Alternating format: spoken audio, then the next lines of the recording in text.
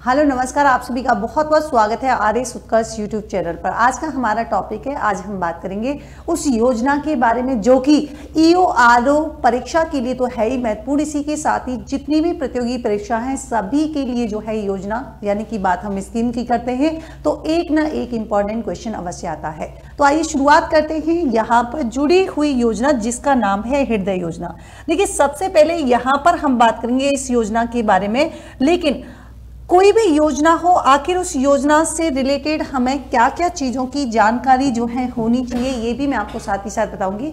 जैसे सबसे इंपॉर्टेंट बात हम करें, सबसे पहले किसी भी योजना के बारे में अगर हम पढ़ते हैं तो सबसे पहले अगर कोई ऐसी योजना है जिसकी कोई फुल फॉर्म हो सकती है, पूर्ण रूप हो सकता है, तो सबसे पहले हम देखेंगे क्या कोई योजना ऐसी है जिसकी कोई फुल फॉर्म बन सकती है। ठीक है, दूसरी योजना आती है कि कोई भी योजना जो है उसका उद्देश्य क्या है, इसके बाद है ना उद्देश्य को थर्ड नंबर पे भी रख सकते हैं। फिर बात आती है कि कोई भी योजना जो है वो प्रारंभ कब की गई थी। फिर आपको पता होना चाहिए कि कोई भी योजना जो है उसका इनॉग्रेशन कौन से स्थान से हुआ है, या संपूर्ण भारत में लागू हुई है, अगर केंद्र स्तर की है, राज्य स्तर की है तो कोई पर्टिकुलर जिले में तो नहीं शुरू हुई है। तो ये सारी जानकारी हमको पता होनी चाहिए। अब यहाँ पर जो नेक्स्ट इंपॉर्टेंट पार्ट आता है कि कोई भी योजना जो है वो किस मंत्रालय के अधीन आती है, ये आपको पता होना चाहिए। फिर आपको किसी भी योजना से रिलेटेड क्या क्या प्रोविजन है, क्या क्या प्रावधान है, ये आपको पता होना चाहिए। फिर कोई भी योजना के बारे में आप पढ़ते हैं तो आपको पता होना चाहिए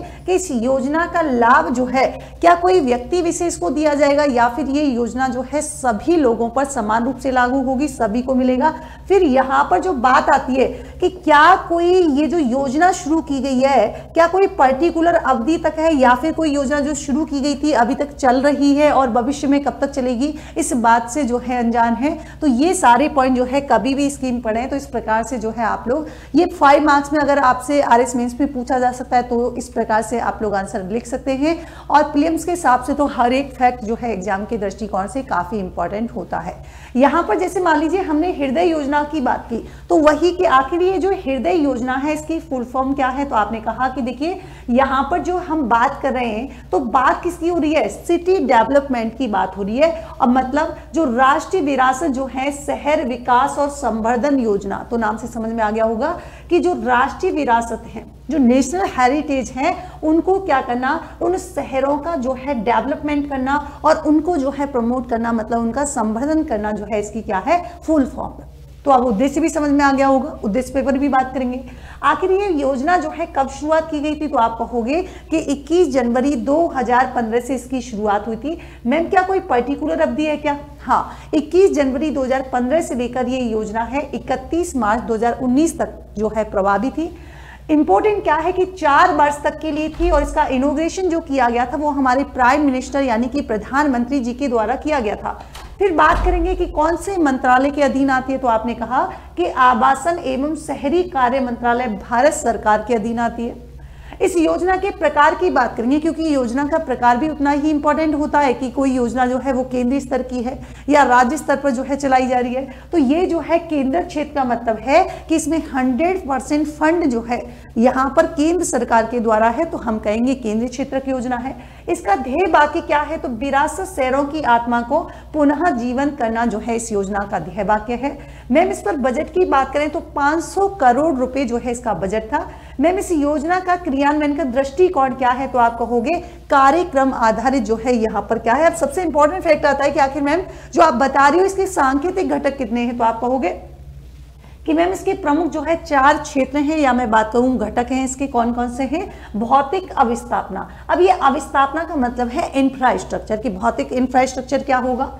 सांस्थानिक अवस्थापना मतलब सांस्थानिक के क्षेत्र में जो है क्या आपके इंफ्रास्ट्रक्चर, या इकोनॉमिकली क्या इंफ्रास्ट्रक्चर होगा, या फिर सामाजिक कल्याण के लिए जो है क्या इंफ्रास्ट्रक्चर होना चाहिए। तो ये सारी चीजें जो है आपकी क्या है, 4 प्रमुख घटक हैं जो आपको ध्यान रखना है। क्वेश्चन आपसे पूछा जा सकता है कि बताइए निम्नलिखित में से कौन सा हृदय योजना का प्रमुख घटक नहीं है, तो इस प्रकार से क्वेश्चन आपके बन जाता है। नेक्स्ट यहाँ पर बात आती है कि आखिर ये जो उद्देश्य आप बता रहे हो इस योजना का वो क्या है। तो एक तो आपको समझ में आ गया कि जो भी आपकी राष्ट्रीय विरासत है उनका क्या करना है, उनको संरक्षण प्रदान करना है। दूसरा हम कह रहे हैं कि जो भी नेचुरल जो है जो सांस्कृतिक जो है और इसी के साथ ही सजीव और निर्मित विरासत शहरों की क्या करना है, विरासत पर संपत्ति की सूची जो है यहाँ पर तैयार करना और यहाँ पर जो है डॉक्यूमेंट्स तैयार करना, इसका क्या है लक्ष्य हो जाता है, उद्देश्य। मैम कुछ यहाँ पर टूरिज्म रिफॉर्म मतलब पर्यटन सुधार भी किए जाएंगे, मतलब कुछ टेक्नोलॉजी का यूज जो है यहाँ पर होगा। मैम पर्यटन, सांस्कृतिक, प्राकृतिक और निर्मित जो है विरासत का क्या करना है, संरक्षण करना है। सुरक्षा यंत्रों से शहरों की जो है रक्षा की जाएगी, आधुनिक रूप से कैसे निगरानी कर सकते हैं, तो वो सारी चीजें इसमें ध्यान में रखी जाएगी। कि प्रभावी सार्वजनिक की बात करें जैसे निजी भागीदारी, शहरी पुनर्वास हेतु बटाना, बुनियादी सेवा विकास मतलब जैसे जल आपूर्ति हो गया। इसके अलावा हमने बात की है सहायक सुलभ, यानी कि जो डिजिटल मानचित्र के माध्यम से जो है हम यहाँ पर क्या कर सकते हैं, ये भैया जो है बौद्धिक सहायक सुलभ करा सकते हैं, समृद्ध सांस्कृतिक विरासत का जो है संरक्षण कर सकते हैं, उसको पुनर्जीवित करने का कार्य है। तो ये सारी जो है क्या है उद्देश्य। तो कई बार उद्देश्य पूछ लिया जाता है कि इनमें से कौन सा है या कौन सा नहीं है। अब बात आती है उद्देश्य, वही मैंने कहा कि यहाँ पर आधारभूत विकास की बात की है, जिसमें जैसे आपकी स्वच्छता हो गई, पेयजल, जल निकासी हो गई, अपशिष्ट प्रबंधन जो है यहाँ पर हो जाएगा, फुटपाथ जैसे स्ट्रीट लाइट हो गई, पर्यटकों की सुविधा, सीसीटीवी कैमरा वगैरह हो गए, विरासत संरक्षण हो गया। इसके अलावा जो यहाँ पर जो पर्यटक आएंगे उनके लिए सुविधा के लिए जो है ये कुछ सुधार करना जो है बेसिकली इसका उद्देश्य हो जाता है। मैम जो आप कह रही हो इस हृदय योजना की, इसमें कितने विरासत शहर, तो आपने कहा कि देखिए मैम इसमें जो है 12 शहरों को चयन किया गया है। कौन कौन से हैं और उनकी एक दो खास बात क्या है ये हम जानेंगे। जैसे अमृतसर पंजाब की हमने बात की तो सिख धर्म का पवित्र स्थल है मैम। दूसरा इंपॉर्टेंट स्वर्ण मंदिर है मैम। मथुरा उत्तर प्रदेश श्री कृष्ण की जन्मस्थली है। इसके अलावा यमुना किनारे है, धार्मिक जो है इसका खुद का महत्व है। वाराणसी उत्तर प्रदेश की बात करें सांस्कृतिक केंद्र है, उपनाम जो है यहाँ पर काशी हो जाता है। यूपी में लोकेटेड है, गंगा किनारे है, ये भी ध्यान रखना है। आनंद वन यहाँ पे। गया बिहार, आपने सुना होगा जब हम बौद्ध धर्म पढ़ते हैं तो गया है ना, तो यहाँ पर बौद्ध स्थल है। पहली बात तो गया बिहार की बात करेंगे, निरंजना नदी के किनारे है। तीसरा आता है अजमेर राजस्थान, जिस पर बजट जो है 40 करोड़। और ध्यान रखेंगे मोइनुद्दीन चिश्ती की जो है दरगाह यहाँ पर लोकेटेड है। और आपने सुना होगा कि अरावली पहाड़ियों या अरावली पर्वतमाला से जो है घिरा हुआ शहर कौन सा है, तो आप कहेंगे यहाँ पर कौन सा हो जाएगा, अरावली हो जाएगा।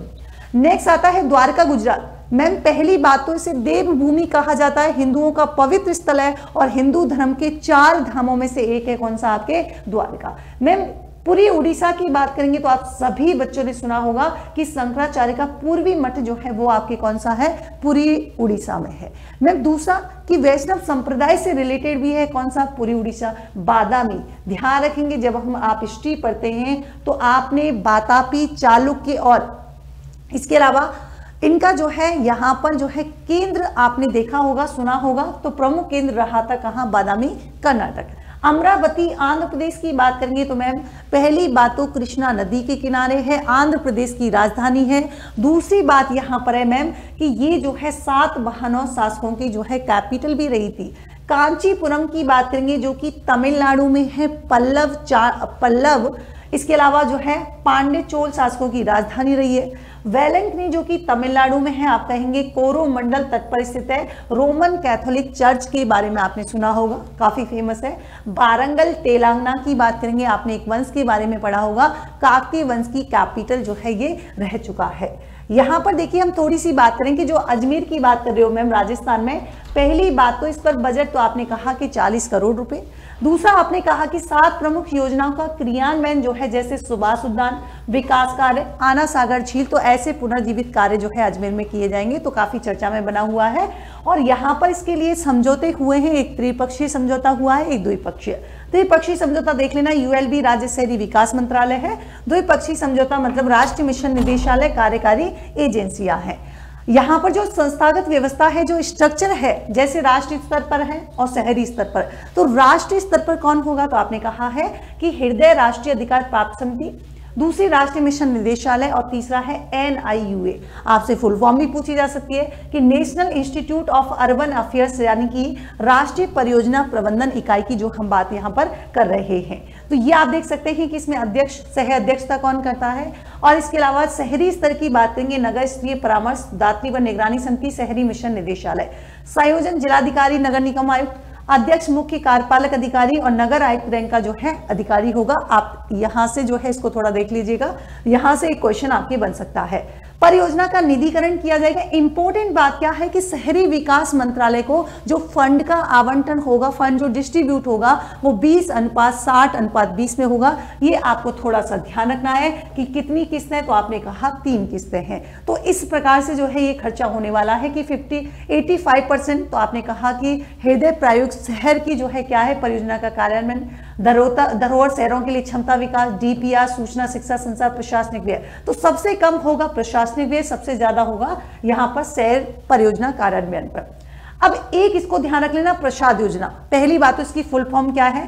तीर्थ स्थल पुनरुद्धार एवं आध्यात्मिक संवर्धन योजना, मतलब पिलग्रिमेज, हाँ, यानी कि रेजुवेनेशन एंड स्पिरिचुअल यानी कि ऑगमेंटेशन जो ड्राइव जो है वो क्या है, इसकी फुल फॉर्म है, आपसे पूछी जा सकती है। इसके तहत भी ध्यान रखेंगे मैम कितने शहर, तो आपने कहा कि मैम इसके तहत भी आपके कितने शहर हो जाएंगे, तो यहाँ पर 12 शहर हो जाएंगे। दूसरा ध्यान रखेंगे कि जब प्रसाद योजना की बात करेंगे तो इसमें भी जो है राजस्थान से कौन सा, तो आप कहोगे अजमेर शहर शामिल है, और संचालन जो है आपके पर्यटन विभाग भारत सरकार के द्वारा। और अजमेर तो आपने सुना होगा, अभी हाल ही में जब हमने बात की थी कि 12 जनवरी को जब युवा दिवस के रूप में सेलिब्रेट किया जाता है, तो ध्यान रखना इस युवा दिवस पर अजमेर के ही कमेंट बॉक्स में बताना है कि अजमेर का कौन सा स्थान है। मैंने कई बार आपको पढ़ाया है, अजमेर का कौन सा स्थान है जहां पर ध्यान रखेंगे स्वामी विवेकानंद की 13.5 फीट यानी कि 13.5 फीट की जो है अष्ट धातु से निर्मित मूर्ति का क्या किया गया है, यहां पर स्थापित किया गया है अजमेर में ही।